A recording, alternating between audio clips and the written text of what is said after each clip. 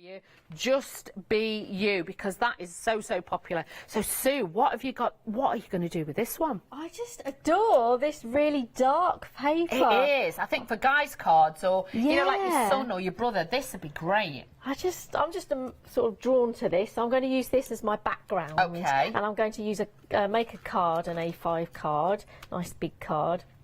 So I'm going to cut this corner out. I'm tempted to leave that top edge out because it's quite strong, but I like a bit down the side. So I'm going to cut that section out there, which leaves me with this. I always have to check what's on the on the back as well. Even that's so nice as well. But I've got more to play with. Yeah. So I've got my background. Okay, which I shall attach to my card blank. Okay. Have you not got one of the tape pens? No. No. I'm just thinking you could always use one of the tape pens as well if you've not got a glue stick. Yeah, I haven't got a tape pen, but you can, and you can use a little bit of liquid glue as well, just a little bit. Yep. So you're covering all the front of the card with that one. I am. And then I'm going to do a little bit of extra detail to that and use the stencil. Okay. Because that's just so lovely. It's gorgeous. And because it's a dark background, I'm going to use a light coloured ink, tea dye. So what have you got? Which is this, the dioxide?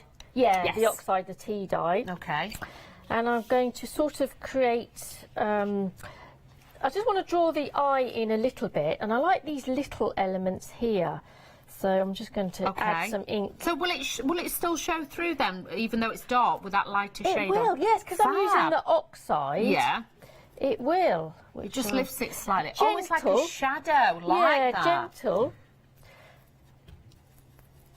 Would you need to tape it down, or can you freestyle like you're doing? Yeah, I'm just freestyling, you know, I'm just gripping it. I'm just doing sort of this section as well. So more just on the edges with this one, would you say? Or does it matter? I'm just going sort of, yeah, I just want to frame it. Yeah, I'm just going to frame it a little bit. I don't want to go too mad, but I just want to add a little bit extra here and there. Add some more down here. And then what I will do is just give it a bit of a frosting around the edge. Just to draw the eye in, because it is quite a dark paper, and I didn't really want to have a border of the card blank showing. Yeah. So I just thought I'd just add a bit of lightness around the outside, just to draw your eye in. I suppose with the papers as well, you know, because like you were showing before, there is the colour palette at the bottom. Yes. Like with that, you could use a mushroom shade, you could use a green, or even like a gold embossing powder. If you stamped on the background, I suppose that'd look fabulous as well. Yes. Yeah, mix it up. Look really good. Yeah. Now some fussy cut elements. I have cut some elements already, and I do like these orange blossom sort of leaves and oranges as well. They're just so lovely. And I've left this one just to fussy cut this bit to show you. And if you've got a tip, if you've got a stem that's quite delicate, I always kind of hold it the right way up and start cutting into the stem first. But if you don't, if you cut further round and then leave the stem towards the end, you've got more sort of paper there, and it's sturdier, because you've already cut down that side. If you started, you'd already cut down there, and it's all flimsy. So when you cut up this side, it could bend, a bit more awkward. But if you leave it all to the end, then it just makes it a bit sturdier, and you can hold the paper there. Do you recommend big scissors or little scissors? Big to medium to big, because I just think you've got more of a cutting line, and then you can move your image, you know, hold your scissors sturdy, gently squeeze them together, and then you move what you're cutting around. Okay. Do it that way. Yep. Okay, so I'm going to add these elements. This long one, I'm going to shoot this one up the side. That's it. I just glued the edge towards the edge of the card, and this one as well I'm just going to use about there, glue here. I'm going to add foam pads afterwards, just to lift these. Oh right, okay. Yeah, but I'm just sort of placing them and just gluing the edge to start with.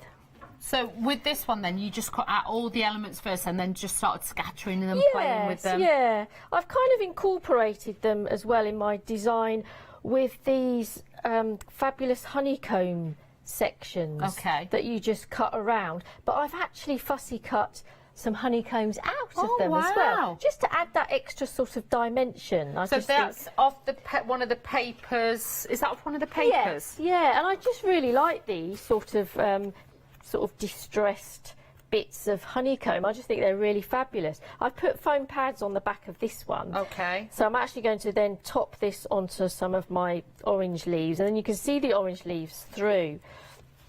I've cut 3 of these. Okay, I'm just trying to find them, so I can't find. Oh, there they go. Yeah, Look I at just think, this. oh, that's so different. This is where Sue's got those from, in case you wondered. So you just Yeah. fussy cut these out, and then just take little elements out of it. But how genius is that in there? Erin and her husband have designed this to really get the full potential of the kit, giving you all those embellishments that perhaps you're missing in your stash. So do look at getting those as well.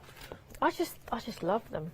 You know, you just look at things, you think, right, I've got to use that, and you can design away from your favourite pieces. So this one, I've got 3, so that will balance my card, and I'm going. Because how would you know there. where to put everything? If somebody's new and they're looking at this, thinking, where do I put I everything? started off with this one actually because it's coming in and it's dropping the oranges down.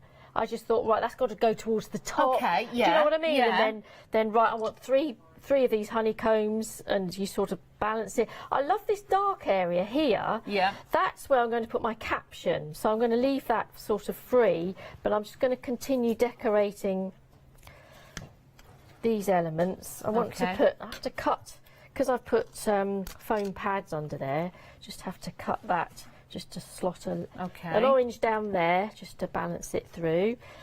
Actually, I'm going to put this top element, put a few foam squares on this one, and I'm going to put that on top of here, just to add some more sort of dimension. Okay. They're all sticking to me. Oh, so they're Diddy pads, they are, Sue. Yeah, I like Diddy pads. Do ya? Yeah. Everybody's different, horses for courses. Yeah. So I'm just going to sort of continue that with that one. And then what I'm going to do is grab my craft knife. If I bring my Diddy pads in, I've prepared some. I don't know whether this is a good idea. I've taken the stickiness off. Could you have foam pads on and ready? Could you have just on the edge and then just glue one edge down? Yeah, you could do, but I do like to layer up and tuck. Yeah. So I may have wanted, like with this orange, I've tucked it under this leaf. So if I'd, put a foam pad under, that would have been difficult to do. Okay. So I kind of anchor things down, and then I sort of lift them up and just tuck my foam pad underneath, towards the end. I know I'm not going to add any more to that. Could you use a ball tool? Could you use a ball tool and mould it and shape it as well to give it a bit of shape? Yeah, that's a good idea. You could definitely add, extra form to these elements. And then the caption, I'm going to use the chipboard. Oh, sorry, I'm tidying up. I'm tidying up as I go, and I'm moving your stuff. I am sorry. No, that's fine. So with this one, yes, I'm going to colour this caption. This is particularly delicate. Do we have to treat it with anything? No, or gesso it or anything? The surface is quite porous, so it takes to most mediums and inks and everything like that. This is just a glittery pen that I like the colour, so I'm just going to colour them as they are. I mean, they will wiggle around, but they are sturdy. Yeah. They're sturdier than they appear. So you've got these anchoring points that you can just cut off. And then, you could even use the frame. Keep the frame, don't cut into the frame. Keep that. Yeah, that'd be a good idea. That would be lovely to use as it is as well. Yeah, okay. Oh, hang on, what's happening? Hang on, she's got a bit giddy then. I know. Well, you're here. I've mentioned this before. I thanked you before because I believe that you are the first person to show me this. And it's just a tip that I've got from you. Oh, wow. And I've mentioned it on previous shows. Bless you. I've seen Dawn do this, and I'm you know, putting the glue on the back of your hand Yeah. when you've got a delicate item. Just patch test first. Always do that and use a water-based one. Don't Yes, use yeah. nothing else. It has to Yeah. be water-based. That's a good idea. That's the pin flare glue that you use in the bookbinding glue. Oh, isn't it It's fabulous? genius. It's available on the website, so Yeah. use that as well. Or if Love you use the it. Carnation Crafts Everyday Glue, you can do it with that as well. So you are safe to do that. Yeah, absolutely love. Oh, that looks magical. Yeah, isn't it gorgeous? Delicate, but it looks it's fabulous on that black background. And then I'm just going to add these honeycomb pieces, the fallout pieces for there. Yeah. I'm just going to add a little bit more decoration on foam pads. 3 of them. I might add. Make sure you get your honeycomb pieces the right way all the time. You know, Yeah. I've got the point upwards. Oh, right, okay. So I'm just going to make sure I keep the point upwards again, and then I add a 3rd one. I don't throw anything away, Dawn. I just try and use everything. I'll just put that one in there. Oh, that's lovely. Yeah, I mean, you don't see it straight away, but it's nice to be able to see these extra details, you know, when you study the card Oh, later wow. on. So Look yeah. at this. Absolutely work of art, absolutely beautiful that, and I love it that you've got dimension, you've got shape, we've got a little bit of sparkle on there. If we turn it that way, you can see, look, you've got the dimension in there, you've got everything on there. Now, if you are wanting to celebrate Just Be You paper crafting collection to be able to make beautiful cards and projects like that, this is the one for you.